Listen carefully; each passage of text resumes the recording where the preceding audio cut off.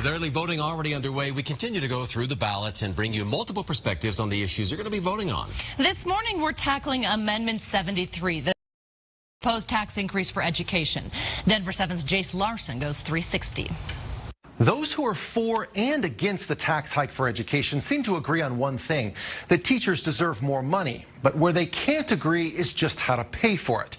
Tonight, we're going 360 in the classroom with 5 different perspectives, starting out with educators. How can I figure out 15 times 20? In her classroom, Rachel Sandoval makes math work for her 5th graders. You have to write 65 milliliters. As a teacher, it's probably not going to surprise you that she's in favor of Amendment 73. Good job. But you have to step out of this room Hi. and into her living room to really understand why. Because it's a 2-bedroom house and there's 3 of us. She's renting a room in this 1-bathroom place because it's the only way she can make math work financially for her. I bring home in between $2,800 and $2,900 a month, take home pay.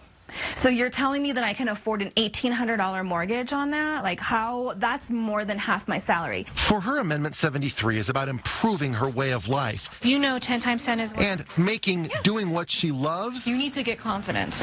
You know what you're doing. You got this. Something she can afford to do. Did a science experiment and seeing the joy on their face when they were just like, oh my God, it's magic. I can't live on that joy. Though, right? Like that joy doesn't pay my bills. If she doesn't get a pay raise soon, her classroom might be missing its teacher. I don't want to live with roommates for the rest of my life. And it's not just a concern for teachers. Principal Michael James says sometimes it's a little embarrassing when he goes to make a new teacher an offer and it's in the $30,000 range. And then what do? They laugh in your face? Yeah, they do. Well, I had an assistant principal last year, was with me for 1 year, and he got offered $20,000 more to go to Aurora. His viewpoint, Colorado is losing good people, and 73 could help reduce that. His district is one of several that has promised it will hike new teacher salaries as much as 10%. But because schools get to decide how to use that money, he's also hoping to improve parts of his building, including this auditorium. Still has the same seats from 1955. Now, what about the perspective of someone who doesn't have kids and makes more than $150,000?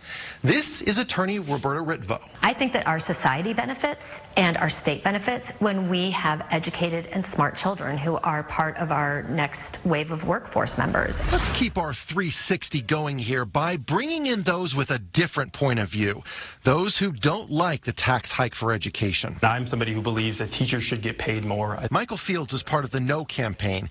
He says 73 is a blank check given to schools without them having to prove that they can actually make students smarter with more money. Too much money is going into administrative costs. It should be going into teacher salaries. We need to fix our pension system. That will get more money into teachers' pockets. Luke Ragland thinks 73 will take a swipe at Colorado's economy. Amendment 73 also hikes taxes on many large companies and small business owners. This moves us toward a model where folks have much less opportunity to build businesses, to create wealth for their communities and for their family. Oh, and if you own property, consider this. Property tax rates were expected to come down from 7.2%.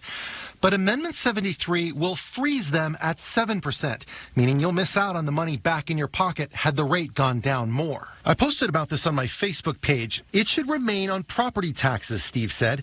Donna said that seniors have paid their fair share, and she suggested that seniors get a break from school taxes. So let's bring it all back. If your family makes $150,000 or less, you're not going to have to pay any more in taxes. But critics will tell you that the people who do, well, there's no guarantee in state law just how that money will be spent.